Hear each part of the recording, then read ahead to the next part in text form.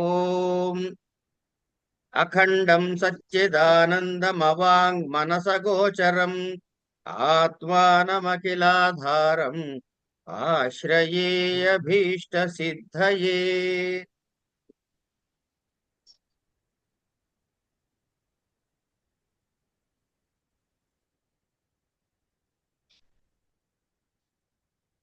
నిన్న మనం ఆ అజ్ఞాన స్వరూపాన్ని చెప్పుకున్నాం. అజ్ఞానము అంటే ఏం చెప్పుకున్నాము అంటే జ్ఞానము యొక్క అభావము అని దానికి తాత్పర్యంగా పారిభాషిక పదం అలా చెప్పారు. జ్ఞానక అభావం, జ్ఞానస్య అభావ, జ్ఞానము యొక్క అభావము అది విషయ. అయిన తర్వాత ఇదం అజ్ఞానం, ఇదం అజ్ఞానం సమష్టి వ్యష్ట్యభి వ్యష్టభిప్రాయేణైకమనేకమితి చ వ్యవహ్రీయతే. తథా హి యథా వృక్షాణాం అభిప్రాయేణ వనమిత్యేకత్వమే వ్యపదేశో యథా వా జలానాం సమష్ట్యభిప్రాయేణ జలాశయ ఇతి తథా నానాత్వేన ప్రతిభాసమానానాం జీవగతాజ్ఞానానాం సమష్ట్యభిప్రాయేణ తదేకత్వ వ్యపదేశః అజామేకాం ఇత్యాది శ్రుతేః.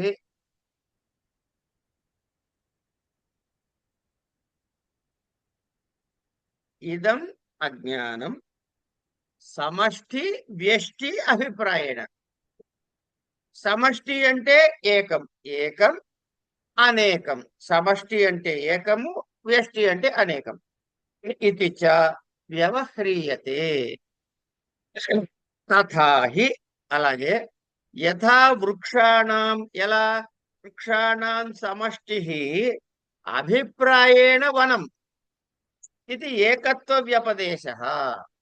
యథా వా జలానాం సమష్టి అభిప్రాయేణ జలాశయ ఇది తథా నానాత్వేన ప్రతిభాసమానానాం జీవగత అజ్ఞానానాం సమష్టి అభిప్రాయేణ తత్ ఏకత్వ వ్యపదేశః అజాం ఏకాం ఇత్యాది శ్రుతేః.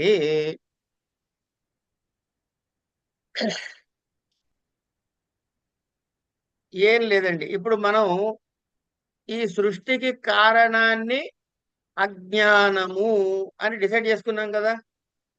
జ్ఞానము యొక్క అభావము అని డిసైడ్ అయిపోయింది. ఈ అజ్ఞానం ఎలా ఉంటుంది అని అంటే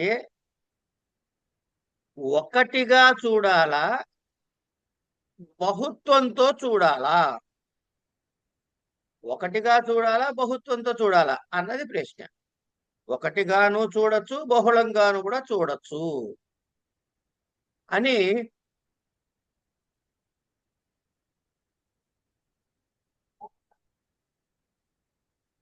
ఇక్కడ ఉదాహరణ ఇస్తున్నారు. ఏమిటా ఉదాహరణ అంటే ఒక చెట్టు ఉందనుకోండి, ఒక చెట్టు ఉంది. ఈ చెట్టు ఏమిటి? దాన్ని వృక్షము అంటాం. ఒక ఒక 1000 చెట్లు ఉన్నాయి ఒక చోట. దాన్ని ఏమంటున్నారు? సమష్టిగా కలిపి ఏమంటున్నారు? వనం అంటున్నారు. అంతే కదండి. వనము దేన్ని అంటున్నాము? ఇప్పుడు వనము అనేది వృక్షాల సమూహమా, వృక్షముల కన్నా భిన్నమా? అంటే వృక్షాల సమూహము, వృక్షము కన్నా భిన్నము కాదు. ఆర్ వనము అంటే అందులో ఒక భాగమైనది వృక్షము. ఇది క్లియర్ కదా. అట్లాగే ఇంకో ఉదాహరణ, ఒక నది ఉంది.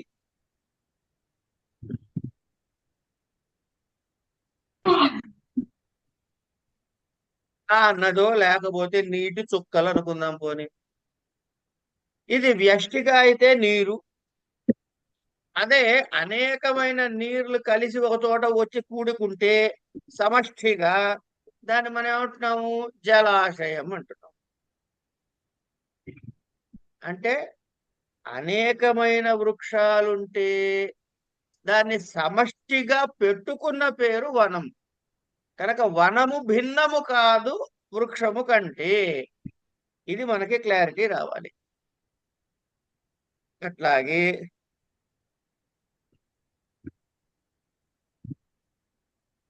అలా కాదే ఇంకో ఉదాహరణ ఏదామంటే రకరకాల జలాల యొక్క సమష్టిని మనం వివక్ష చేసి చెప్పుకోవాలంటే జలాశయం అని వ్యవహరిస్తాం. సరిగ్గా అలాగే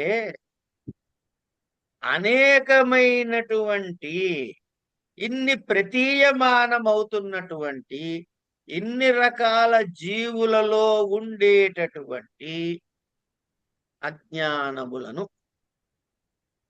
అజ్ఞానములను ఒక చోట పోగేస్తే అంటే సమష్టిగా చెబితే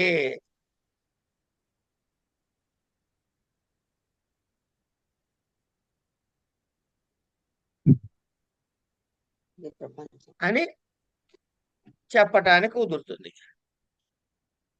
ఎలా చెబుతున్నాడు దానికి శృతి వాక్యం చెబుతున్నాడు. అజామేకాం లోహిత కృష్ణం చెప్పుకున్నాగా నిన్న. లోహిత శుక్ల కృష్ణ అంటే ఈ ఉపనిషత్తులో ఏం చెప్పారు? అజ్ఞానానికి అజాం అన్నాడు. అజాం అంటే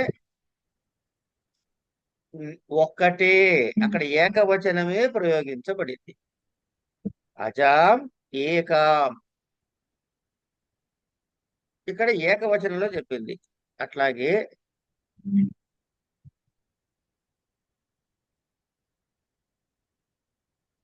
కొన్ని చోట్ల బహువచనం కూడా చెప్పచ్చు. ఇంద్రో మాయాభిహి అనే మంత్రంలో అట్లా చెప్తారు. ఎలా చెప్పినా కూడా విషయం ఏమిటి అంటే ఒకగా చెప్పదలిచిన దానిలో ఒకే అనేకమైన జీవాలలో ఉండే ఈ జీవతత్వం ఏదైతే ఉందో, ఏ తత్వము? అజ్ఞానము. అవన్నీ కలిపి ఒక చోట ఉండొచ్చు. కనుక ఇప్పుడు మనకి అజ్ఞానం ఎన్ని రకాలుగా ఉన్నాయి? సమష్టి అజ్ఞానము, వ్యష్టి అజ్ఞానము అని రెండు రకాలు. సమష్టి అజ్ఞానము, వ్యష్టి అజ్ఞానం.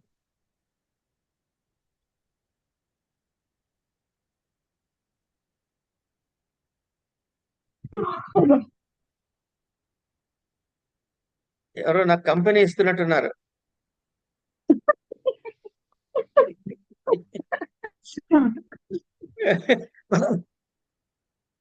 కనుక ఇక్కడ సమష్టి అంటే ఏమిటి? ఒక సముదాయాన్ని గురించి చెప్పడం. ఏమండి? వ్యష్టి అంటే ఒకే ఒకదాని గురించి చెప్పటం.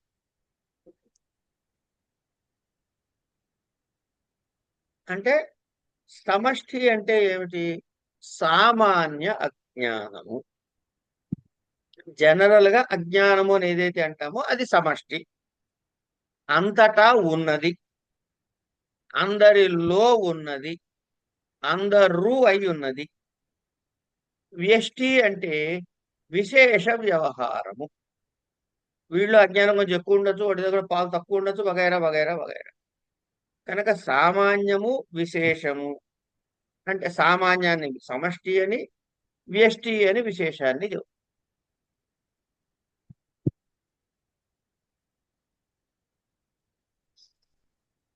వనము అంటే చెట్టు కన్నా భిన్నమా?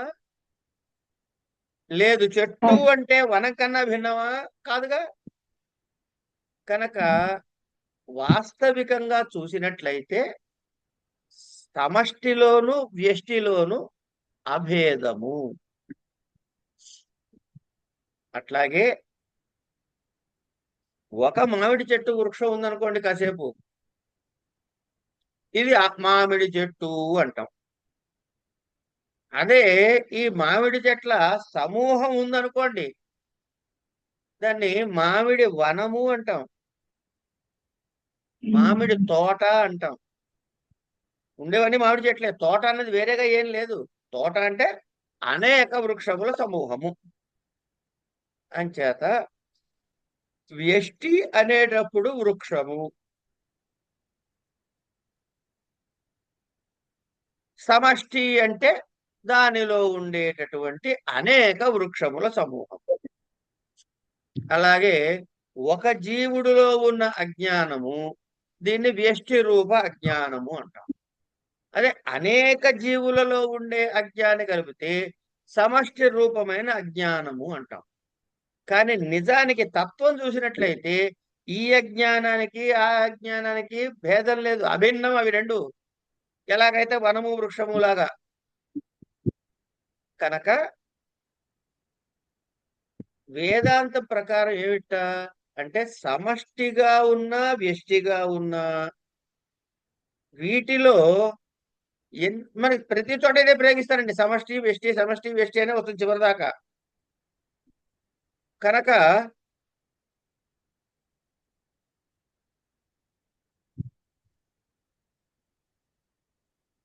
ఈ సమష్టి ఏమిటి?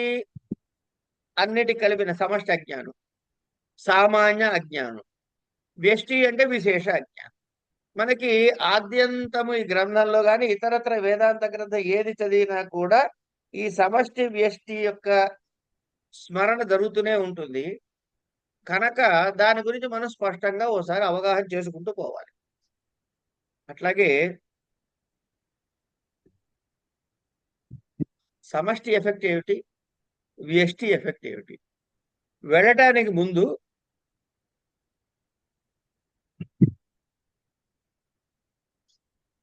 సమష్టి వ్యష్టికి అభేదము అన్నది మాత్రం మనసులో రూఢి చేసుకోవాలి ఫస్ట్. కనుక దీని తర్వాత ఏం చెబుతున్నాడు అంటే ఇక్కడ మనకి తెలుసుకోవాల్సింది ఏంటంటే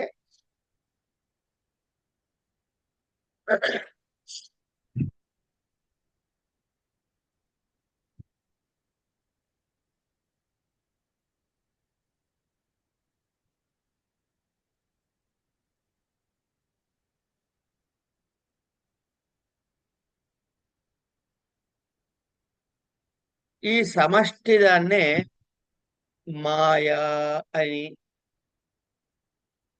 వ్యష్టి దానికి అవిద్య అని ప్రయోగాలు కూడా మనం చేసుకోవచ్చు. కనుక సమష్టి అవిద్య ఈజ్ ఈక్వల్ టు మాయా, వ్యష్టి మాయా ఈజ్ ఈక్వల్ టు అవిద్య. అంతే కదండి, కన్ఫ్యూజన్ చేయట్లే కదా. సమష్టికేమో మాయా అన్నాం, వ్యష్టికేమో అవిద్య అన్నాం. అంటే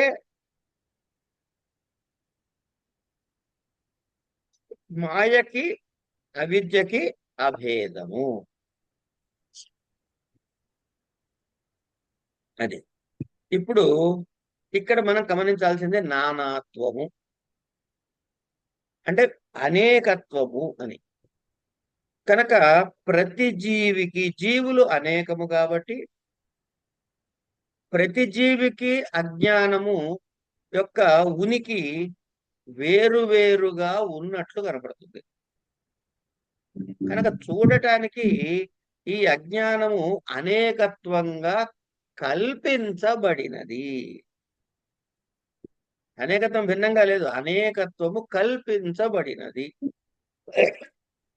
మాయ అంటే సమష్టి, అవిద్య అంటే వ్యష్టి అన్నప్పుడు వ్యష్టి యొక్క సమూహమే మాయ, మాయ యొక్క ఏకత్వమే అవిద్య.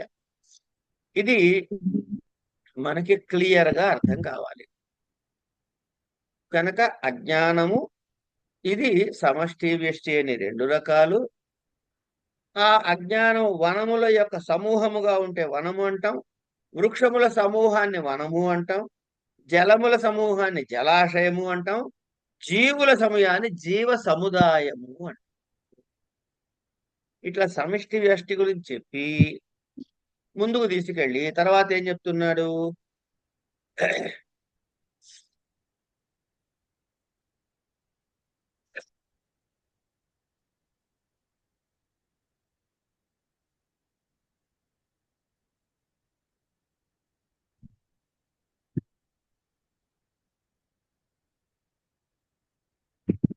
ఇయం సమష్టి ఉత్కృష్ట ఉపాధితయా ఇయం సమష్టి ఉత్కృష్టరుపాధితయా విశుద్ధ సత్వ ప్రధాన విశుద్ధ సత్వ ప్రధాన ఏతత్ ఉపహితం చైతన్యం సర్వజ్ఞత్వ సర్వేశ్వరస్వ సర్వనియంతృత్వ ఆది గుణకం అవ్యక్తం అంతర్యామి జగత్ కారణం ఈశ్వరః ఇతి చ వ్యపదిశ్యతే. సకల అజ్ఞాన అవభాసకత్వాత్ యః సర్వజ్ఞః సర్వవిత్ ఇది శ్రుతేః. యః సర్వజ్ఞః సర్వవిత్ ఇది శ్రుతేః. ఈశ్వరస్య ఇయం సమష్టిః అఖిల కారణత్వాత్ కారణ శరీరం ఆనంద ప్రచురత్వాత్ కోశవత్ ఆచ్ఛాదికత్వాత్ చ ఆనందమయ కోశః సర్వోపరమత్వాత్ సుషుప్తిః అతః ఏవ స్థూల సూక్ష్మ ప్రపంచ లయస్థానం ఇది చ ఉచ్యతే. ఇవాళకి ఈ బ్లాక్ సరిపోతుంది మనకి. ఇక్కడ వరకు చెప్పుకుంటే సరిగ్గా పూర్తిగా చెప్పుకుంటే సరిపోయినట్టే. ఇప్పుడు ఏం చదువుతున్నాడు ఇక్కడ అంటే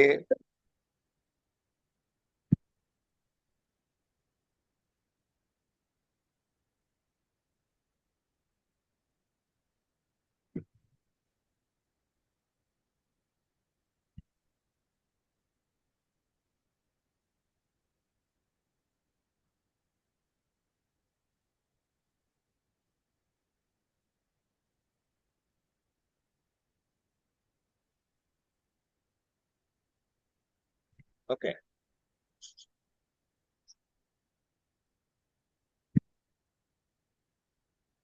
ఉత్కృష్టమైన ఉపాధియుక్తమై అవటం వలన ఇది విశుద్ధ సత్వ ప్రధాన గుణయుక్తమైనది అంట. ఇక్కడ మనం ఏం చెప్పుకుంటున్నాము అంటే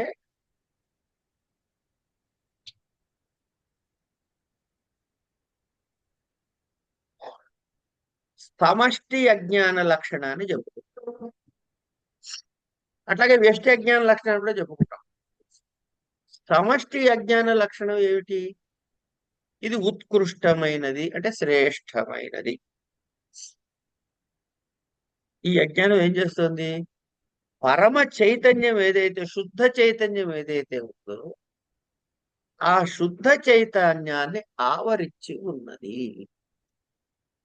వస్తువుని అవస్తువు అజ్ఞానాది అవస్తువు అంతా కూడా ఆవరించి అధ్యారోపణ చేయబడి ఉన్నది. అదే కండిషన్ చెప్పబోతున్నాడు. ఇప్పుడు మీరు ఒక చిన్న విషయాన్ని చూడండి. కాసేపు ఈ పెన్సిల్ నా చేతిలో ఉంది. ఈ పెన్సిల్ ని నేను ఇట్లా పెట్టాను అనుకోండి, కాసేపు అనుకోండి. ఈ పెన్సిల్ ఏమి చేయబడింది? నా చేతులతో ఆవరించబడి ఉంది. ఇది ఒక్కసారి మీరు గమనించినట్లయితే ఇది కత్తి అనుకుంటే ఇది నా చేతులు ఒరలాగా ఉన్నాయి, అవునా కదా? అందుకని ఇది ఒక కోశము. సమస్త చైతన్యమును ఒక కోశములాగా కప్పి ఉంచినది. ఏమిటి? ఈ అజ్ఞానం. ఇది పట్టుకుందాం ఫస్ట్. కనుక ఈ ఉపాధికృతమైనదైతే సమిష్టి విశుద్ధ సత్వ ప్రధాన గుణయుక్తమైనది. ఇవి మనం టేబుల్ ఫార్మెట్ లో వేసుకోవాలి. ఇక్కడి నుంచి వాళ్ళు చెప్పుకోబోయే పాఠం నుంచి ఏం చేయాలంటే ఒక నోట్బుక్ లో ఇట్లా, ఇది నోట్బుక్ అనుకోండి, ఈ నోట్బుక్ లో ఇట్లా గీత కొట్టి ఇటు సైడ్ సమష్టి ఇటు సైడ్ వ్యష్టి రాసుకుంటూ పోతే this is equal to that అని తెలిసిపోతూ ఉంటుంది. ఏమండి, ఇక్కడ వేడిన విశేషాన్ని మనం పట్టుకోవాలి. మనం దేని గురించి చెప్పుకుంటున్నాం? సమష్టి అజ్ఞానాన్ని గురించి చెప్పు. దానికి వాడినది ఏమిటి? విశుద్ధ సత్వ ప్రధానము అన్నాడు. 3 మాటలు ఉన్నాయి ఇక్కడ. ప్రధానము, సత్వ ప్రధానము అంటే రజస్తమో గుణాలు కూడా ఉన్నాయి కదా అప్రధానంగా. అప్రధానంగా రజస్తమో గుణాలు ఉన్నాయి కనుక సత్వ ప్రధానము, విశుద్ధమైనది అనే గుణములతో విశుద్ధమైన సత్వగుణ ప్రధానమైనది. ఇది ఈ ఉపాధి వల్ల చైతన్యముని సంపూర్ణముగా అజ్ఞానముగా ఉండి, ఇక్కడ విశుద్ధమైన సత్వగుణ ప్రధానం కదా, కనుక ఇది చాలా యాక్టివ్ గా ఉంటుంది అన్నమాట. ప్రకాశవంతంగా ఉంటుంది. ఏమిటి? అజ్ఞానం, జ్ఞానం కదా. అంచేత ఇది సర్వప్రకాశకమైనది కాబట్టి, సర్వమును నియంత్రించేది కాబట్టి, ఈ సమష్టి అజ్ఞానాన్ని, విశుద్ధ సత్వ ప్రధానమైన అజ్ఞానాన్ని ఏమని పిలుస్తామంటే ఈశ్వర అంటాం. చైతన్యము ఈశ్వరుడు అనట్లేదు. ఉండండి అమ్మా. ఈశ్వర డౌట్ రాసి పెట్టేసేయాలి మీరు. ఈశ్వర ఒకటి.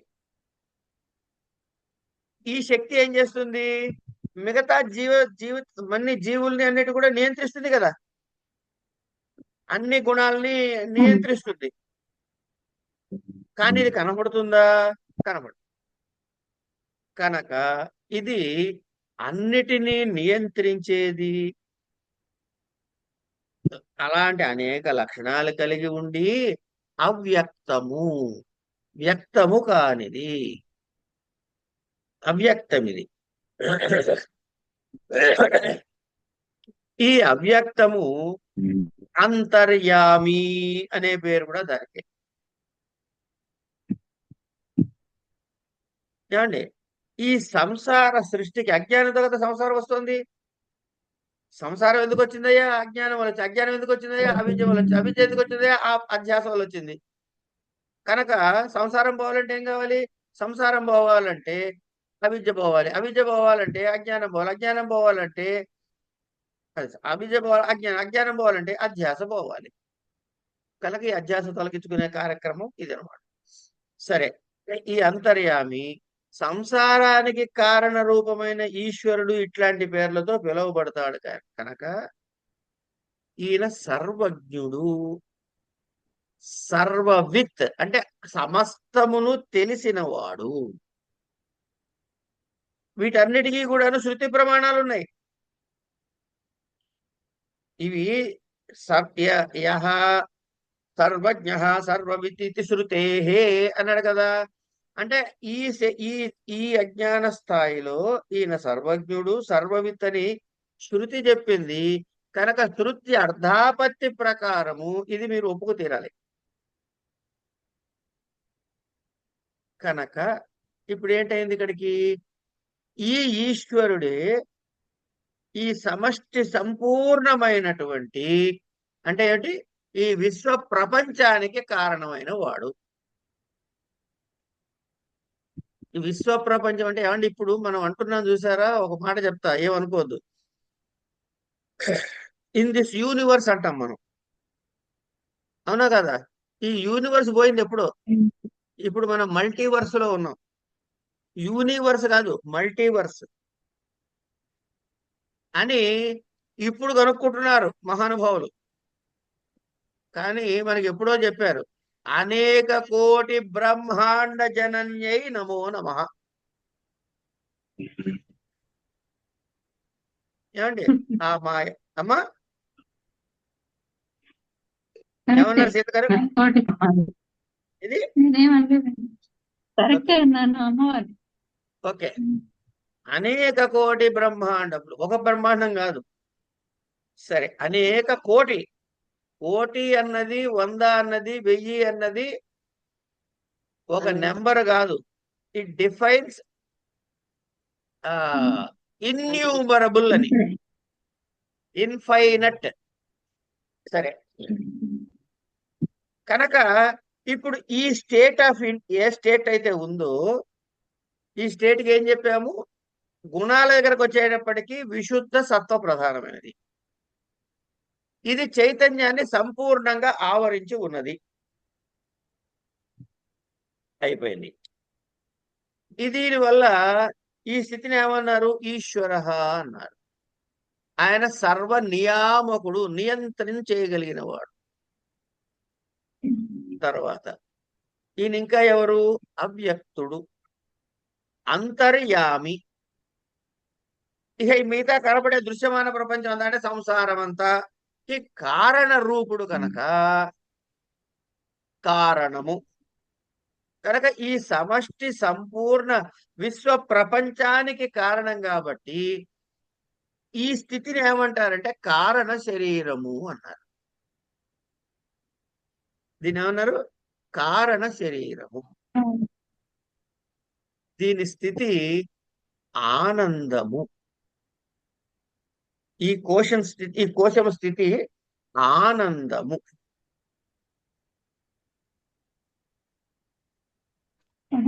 కోసం కనుక దీనికి మనకు పెట్టుకోవాల్సిన పేరేమిటి? ఆనందమయ కోశము. అట్లాగే దీని కింద మీకు ఏమైనా కనపడుతున్నాయా? ఏమైనా చెప్పానా నేను ఇప్పటిదాకా?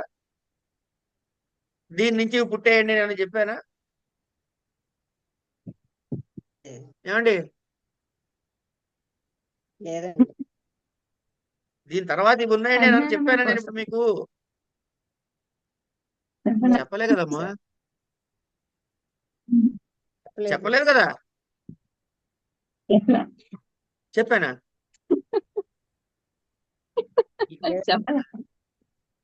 కాదమ్మా, ఆనందమయ కోశం కన్నా వేరే కోశాల గురించి మీకు ఏమైనా చెప్పానా? ఇప్పుడు చెప్పుకున్నావా? ఇప్పుడు మాట్లాడిన దానిలో చెప్పుకున్నావా? లేదు, లేదు. కానీ దీని తర్వాత కొన్ని ఉన్నాయిగా, ఇంత వస్తాయిగా మన తర్వాత వస్తాయి కదా. వస్తాయి అని అనుకోండి, కాసేపు వస్తాయి అనుకుందాం. కనుక ఆ తర్వాతవన్నీ ఇప్పుడు మీకు కనపడుతున్నాయా? ఈ స్థితిలో కనపడుతున్నాయా? కనపడటం లేదు. అంటే ఒకవేళ కింద ఉన్నవి ఏమైనా ఉన్నాయి అనుకుంటే, మీకు తెలుసుగా ఎట్లాగో శరీరాలు 5 రకాలుగా చెప్తారు, 5 కోశాలని. కనుక అవన్నీ ఇక్కడికి వచ్చేటప్పటికి ఉన్నట్టా లేనట్టా? ఇందులో ఈ స్టేజ్ లో లేవు. అంటే ఇవన్నీ ఈ కింద ఏమైనా అథవా ఉన్నవన్నీ కూడా ఈ ఆనందమయ కోశంలో విలీనం అయిపోయాయి, విలీనం అయిపోతాయి. అందుకని దీన్ని ఏమన్నారంటే సుషుప్తి అవస్థ. ఏమండి? ఇది సుషుప్తి అవస్థ, ఇది ఆనందమయ కోశము, ఇది కారణ శరీరము. ఈ కారణ శరీరానికి కింద ఉండే శరీరాలు ఏమిటి? సూక్ష్మ శరీరము, స్థూల శరీరము, అంతే కదా? కనుక ఈ స్టేజ్ లో మనకి స్థూల శరీరము, సూక్ష్మ శరీరము కనబడుతున్నాయా? లేవు. అంటే స్థూల సూక్ష్మ శరీరాలు ఈశ్వర స్థితిలో, కారణ శరీర స్థితిలో లయమైపోతాయి. కనుక మనం ఏం చెప్పచ్చు? స్థూల సూక్ష్మ శరీర ప్రపంచం ఏదైతే ఉందో దానికి ఈ కారణ శరీరము లయస్థానము అంటాం. అంటే ఇందులో లయం అవుతాయి అని. లయం అవుతాయంటే తీసి అవతల బారేస్తారు కాదు, ఇందులో కలిసిపోతాయి. ఎందుకంటే ఇందులోంచే పుడతాయి కాబట్టి. ఏమండి? ఇక్కడికి వచ్చాం. ఇది ఇందులో ప్రధానంగా చెప్పుకోవాల్సిన విషయం. అంటే ఏమిటి? అజ్ఞానము త్రిగుణాత్మకమైనది. అంచేత ఇందులో సత్వ రజస్తమో గుణాలు 3 ఉంటాయి. కానీ ఇక్కడ సమష్టి అజ్ఞానాన్ని గురించి మాట్లాడుకుంటున్నాం కాబట్టి ఈ ఉత్కృష్టమైన ఉపాధితో ఉంటుంది కాబట్టి ఇది అన్నిటికీ కారణమైంది కాబట్టి దీనికి విశుద్ధ సత్వ గుణ ప్రధానము అని చెప్పాం. అంటే రజోగుణము తమో గుణం కూడా ఉంటుంది, కానీ అంత ప్రకటమై ఉండదు. కనుక ఇది విశుద్ధ ప్రధానం, సత్వ ప్రధానము అని చెప్పాం.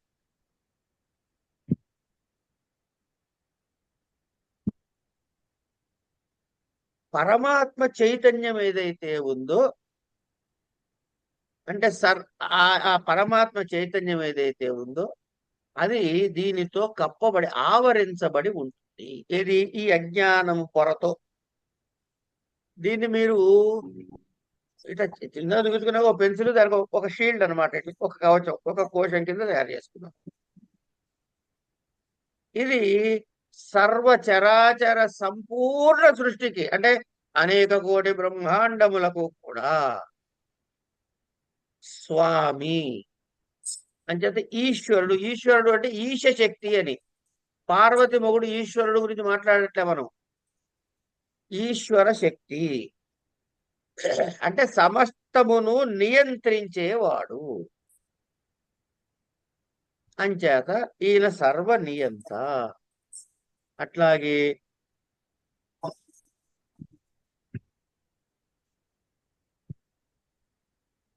ఈ గుణాలు ఒకటి. అట్లాగే ఇది అవ్యక్తమైనది, ఇది అంతర్యామి. సమస్త సృష్టికి, సమస్త అంటే అనేక బ్రహ్మాండాల యొక్క సృష్టికి ఏకైక కారణము ఇదే. ఏకైక కారణం, సమస్త సృష్టి కలగటానికి ఏకైక కారణం ఇదే. కనుక ఈ విశుద్ధ సత్వ ప్రధాన అజ్ఞానం ఏదైతే ఉందో ఇది ఉత్కృష్టమైనది కాబట్టి, ఉత్కృష్ట ఉపాధి చైతన్యం కాబట్టి ఈశ్వర అనే పేరుతో పిలుస్తాం. కనుక శుద్ధ చైతన్యము అన్న చెప్పండి. బ్రహ్మాజీ సరిపోలేదా? ఓకే. శుద్ధ చైతన్యము మరియు ఈశ్వరుడు, ఈ రెండింటికి తేడా తెలిసింది కదా. అజ్ఞానము ఆవరించి ఉంటే ఈశ్వరుడు. ఏ అజ్ఞానం? మంది మీది కాదు, సమష్టి అజ్ఞానం. సమష్టి అజ్ఞానము ఆవరించబడిన చైతన్యం, శుద్ధ చైతన్యం ఏదైతే ఉందో దానికి ఈశ్వరుడు పేరు. కనుక ఈశ్వరుడు ఈజ్ నాట్ ఈక్వల్ టు చైతన్యము. చైతన్యము ప్లస్ సమష్టి అజ్ఞానము ఆర్ మాయ ఈజ్ ఈక్వల్ టు ఈశ్వర. ఈశ్వరుడు మాయా సహిత పరమాత్మ ఈశ్వరుడు, పరమాత్మ చైతన్యము. దీనినే ఇంకా కొంచెం మిమ్మల్ని కన్ఫ్యూజ్ చేసేలా చెప్పాలి, కొంచెం భయంకరంగా, అంటే మాయా శబలిత బ్రహ్మము అంటారు. సరే, అందుకే ఈయన మనకి శృతి ఏం చెప్తోంది? ఎస్ సర్వజ్ఞ సర్వవిత్ ఇత్యాది శృతి వచనాలు మనకి దీన్ని చెబుతున్నాయి. అలాగే ఇది ఏమిటవుతుంది అంటే మన దక్షిణామూర్తి శ్లోకంలో కూడా ఆ పదం అదేనండి. మాయా కల్పిత దేశకాల కలనామని చిత్రీకృతం.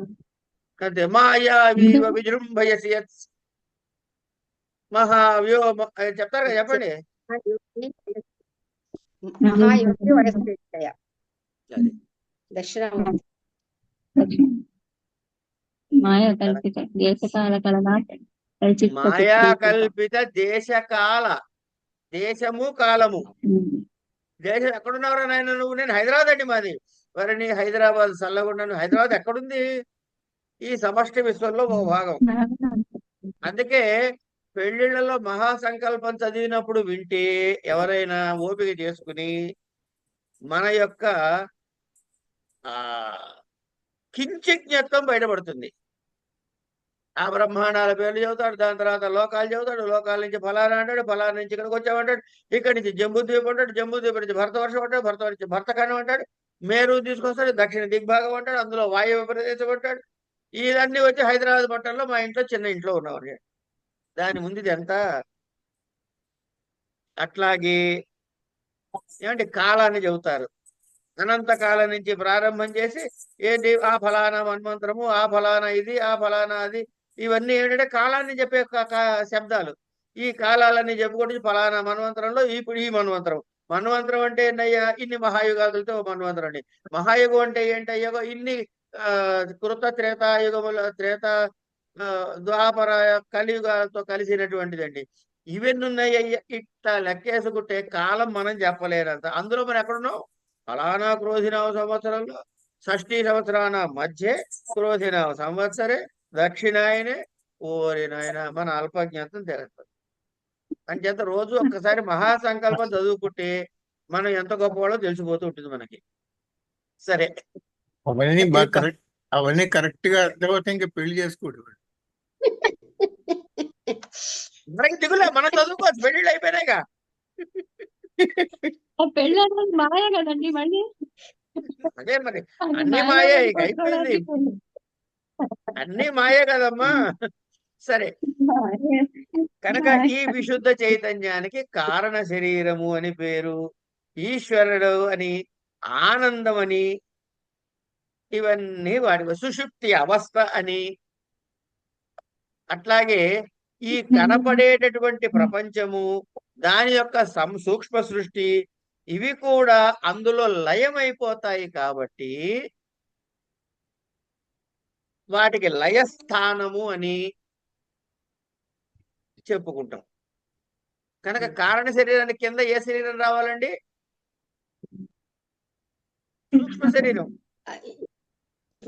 సూక్ష్మ శరీరం అనండి అమ్మా. సార్ ప్రాజ్ఞుడు, హిరణ్య గర్భుడు, విరాటుడు అట్లా వస్తాడు వస్తాడు, మీరు విరాట మీకు కావాల్సిన వాళ్ళు అందరూ వస్తారు. ఒక నిమిషం ఉండండి, అందరినీ తీసుకొద్దాం. హిరణ్య గర్భుడు వస్తాడు, సూత్రాత్మ కూడా వస్తాడు, అందరూ వస్తారు. వెనకాల ఉన్నారు లైన్లో. ఇప్పుడు చెప్పండి, ఇది స్థూల కారణ శరీరం పైన, దాని కింద సూక్ష్మ శరీరము, దాని కింద స్థూల శరీరము. ఇప్పుడు మన కారణ శరీరం దగ్గర ఉన్నప్పుడు ఏ ఏ శరీరాలకి ఇది లయస్థానం అవుతోంది? సూక్ష్మ స్థూల శరీరం. స్థూల సూక్ష్మ శరీరాలకి లయస్థానం అవుతోంది. ఇప్పుడు కారణ శరీరం స్థాయిలో ఉన్నామండి. బ్రహ్మాజీ శర్మ గారు ఎగ్జిట్ అయ్యి మళ్ళీ వచ్చారు కాబట్టి ఇంకొకసారి చెబుతున్నా. కారణ శరీరం స్థాయిలో ఉన్నాం. దీని కింద సూక్ష్మ శరీరము, స్థూల శరీరము ఉంది. ఇందులో ఏ శరీరాలు లయమవుతున్నాయి? స్థూల శరీరం. రెండు పేర్లు చెప్పము, అన్ని ఎందుకో దానికి రెండు పేర్లు చెప్పడానికి ఏమైంది? స్థూల సూక్ష్మ శరీరాలు లయమవుతున్నాయి, అవునా? కనుక కారణ శరీరంలో స్థూల సూక్ష్మ శరీరాలకి లయస్థానము, అవునా కాదా? రైట్. ఇప్పుడు సూక్ష్మ శరీరంలో స్థాయిలో ఉన్నప్పుడు దేనికి లయస్థానం అవుతుంది ఇది? అరే, పైనుంచి కిందకు వస్తున్నారు, కింద నుంచి పైకి లైవ్ అవుతున్నాయి కదమ్మా. సూక్ష్మ శరీరానికి స్థూల శరీరం. ఆ కనుక సూక్ష్మ శరీరం, మన తల చెప్పుకోబోయే సూక్ష్మ శరీరానికి స్థూల శరీరానికి లయస్థానంగా చెప్పబడుతుంది. అది విషయం. సరే,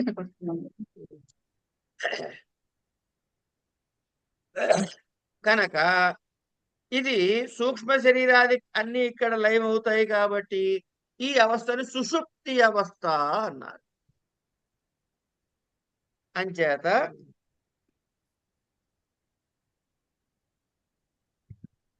ఇది లయస్థానము, ఈ విధంగా చెప్పారు అని చెప్పుకున్నాం. కనుక ఈ సృష్టి క్రమాన్ని మనం ఒక విధంగా తెలుసుకుంటున్నామండి. ఇప్పుడు మనం ముందు శుద్ధ చైతన్యము, దానికి మొట్టమొదటిగా సమష్టి అజ్ఞానము ఆవరణగా మొదటి కోశం ఏర్పడింది. ఇది ఆనందమయ కోశము, దీని పేరు ఈశ్వరుడు. ఇక మిగతా వివరాలన్నీ మనం చెప్పేసుకున్నాము. కనుక ఈ ఈశ్వరుడికి ఏం పేర్లు ఉన్నాయి? సర్వజ్ఞుడు అంటాము, సర్వేశ్వరుడు అంటాము, సర్వనియంత అంటాము, అంతర్యామి అంటాము, అవ్యక్తం అంటాము, ఈ జగత్తుకి కారణము అంటాము.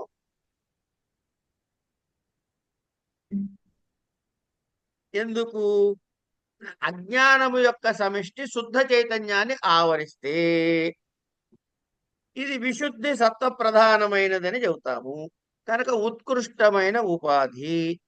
ఇది అన్నిటికీ కారణము, మిగతా సృష్టి అంతటికీ ఇదే కారణము. కనుక అఖిల కారణత్వాత్ కారణ శరీరం అంటాం.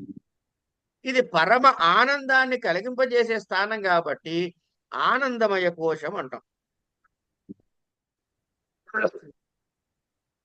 ఏమండి, ఆనందాన్ని మళ్ళీ ఆనందమయ అని ఎందుకన్నావయ్యా అంటే, ఒక కోశంలాగా ఇది పరమాత్మ చైతన్యాన్ని ఆవరించి ఉంది కాబట్టి ఆనందమయ కోశము.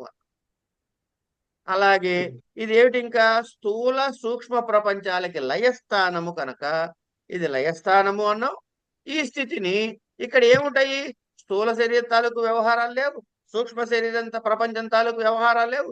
శరీరం కాదండి, స్థూల ప్రపంచము సూక్ష్మ ప్రపంచము అనాలి. ఇక్కడ ఈశ్వరుడు గురించి చెబుతున్నాం కాబట్టి వ్యష్టి చెప్తే స్థూల శరీరము, ఇవే పేర్లు, ఏమీ మారవు. అర్థమైందండి? వ్యష్టి దగ్గరకు వచ్చినప్పుడు స్థూల ప్రపంచం స్థానంలో స్థూల శరీరం అంటాం, స్థూల సూక్ష్మ శరీర సూక్ష్మ ప్రపంచ స్థానంలో సూక్ష్మ శరీరం అంటాం. వరుస ఏం మారవు. ఎందుకంటే వనాన్ని చెట్టు వృక్షం అన్నట్టుగా, జలాశయాన్ని జలం అన్నట్టుగా సమస్త జీవ సముదాయంలోంచి జీవుడి గురించి చెప్పుకుంటాం, అంతే తేడా. ఈ విధంగా మనకి ఈ వనము యొక్క అంటే సమష్టి అజ్ఞానం యొక్క లక్షణాన్ని, దాని తర్వాత విషయాన్ని ఇక్కడి వరకు చెప్పారు.